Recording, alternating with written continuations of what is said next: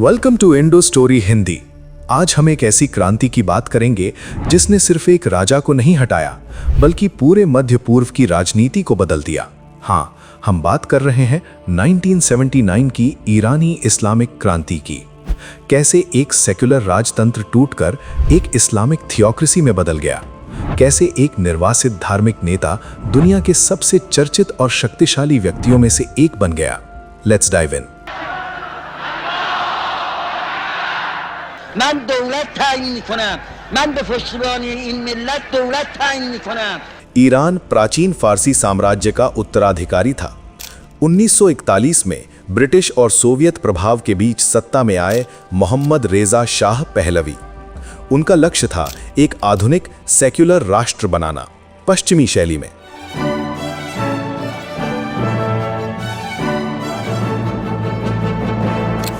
उन्होंने शुरू की व्हाइट रेवोल्यूशन, जिसमें जमीन सुधार, महिला शिक्षा और औद्योगिकीकरण शामिल थे। लेकिन समस्या थी, ये एक टॉप डाउन मॉडल था। शहरी एलीट वर्ग को लाभ मिला, लेकिन ग्रामीण किसान, धार्मिक समुदाय और मध्य वर्ग खुद को अलग थलग महसूस करने लगे। शाह के शासन का सबसे भयावह पक्ष था सबाक, गुप्त पुलिस, जो टॉर्चर, सेंसरशिप और डर के जरिए लोगों की आवाज दबाती थी। दूसरी ओर धार्मिक नेतृत्व, खासकर शिया उलेमा, नाराज होने लगे। तभी मंच पर आते हैं एक विवादित लेकिन लोकप्रिय धार्मिक नेता आयतुल्लाह रूहुल्लाह खोमैनी। उन्होंने कहा, एक मुसलमान राजतंत्र पर विश्वास नहीं कर सकता। 1964 में उन्हें निर्वासित कर दिया गया, लेकिन असली खेल यहीं से शुरू हुआ। निर्वासन में रहते हुए भी खोमैनी रुके नहीं। उन्होंने पहले इराक और बाद में फ्रांस से ऑडियो कैसेट भेजने शुरू किए, जिनमें शाह विरोधी संदेश होते थे। ये संदेश मस्जिदों से मदरसों तक, गांवों से शहरों तक फैल गए। इधर ईरान की जनता रोज महसूस कर रही थी असंतोष, महंगाई, बेरोजगारी और जबरन पश्चिमीकरण। लोग सोचने लगे, क्या क्रांति ही एकमात्र रास्ता है? 1977 से छोटे छोटे प्रदर्शन शुरू हुए। 1978 में खुमैनी का अपमान करने वाला एक लेख और उनके बेटे की रहस्यमयी मौत ने आग में घी का काम किया। कौम, तबरीज, इस्फहान, हर जगह विरोध फैल गया। 8 सितंबर 1978 तेहरान के जाले स्क्वायर में हुआ ब्लैक फ्राइडे मैसेकर। सुरक्षा बलों की गोलीबारी में सैकड़ों लोग मारे गए। यही था टर्निंग पॉइंट। शाह ने अपना नैतिक आधार खो दिया।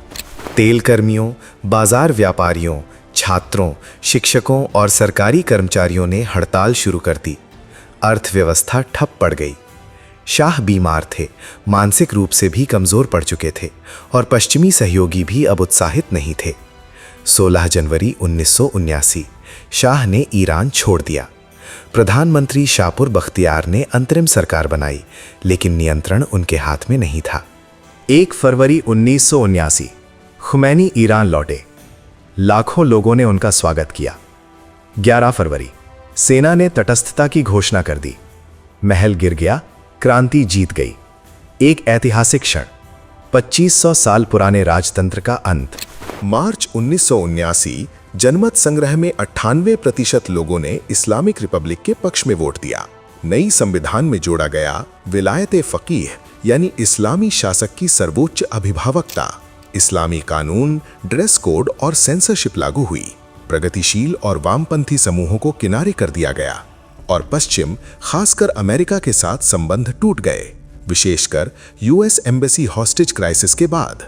शाह के दौर में शुरू हुआ परमाणु कार्यक्रम खुमैनी ने रोक दिया था, लेकिन 1980 के दशक के अंत में ईरान इराक वॉर के बाद इसे फिर से शुरू किया गया। यहीं से शुरू हुआ ईरान और पश्चिम के बीच तनाव का नया अध्याय। आज भी ईरान की ये क्रांति उसकी एंटी वेस्ट नीति, धार्मिक शासन व्यवस्था और परमाणु नीति में दिखाई देती है। ईरान की इस्लामिक क्रांति इतिहास का ऐसा अध्याय है जो बार बार साबित करता है, आइडियाज कैन चेंज नेशंस। आप देख रहे हैं इंडो स्टोरी हिंदी। लाइक कीजिए, कमेंट में बताइए इस क्रांति ने आपके नजरिए से इतिहास को कैसे बदल दिया। और ऐसी ही ऐतिहासिक डॉक्यूमेंट्री के लिए सब्सक्राइब करना ना भूलिए।